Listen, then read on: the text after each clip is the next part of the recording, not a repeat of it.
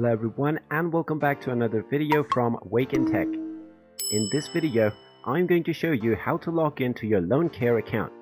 So let's get started right away. First of all, just go ahead and open up your web browser and then in the address bar, just type in myloancare.com and press enter.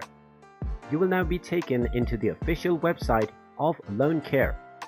Now just click on the sign in button at the top section and you will now be redirected to the login portal.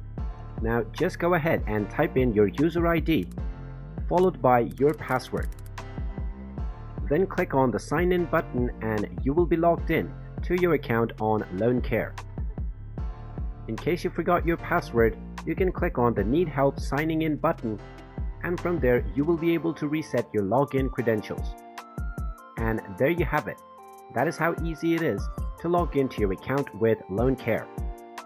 If you find this video helpful, make sure you hit that like button and subscribe to our channel if you haven't done so already.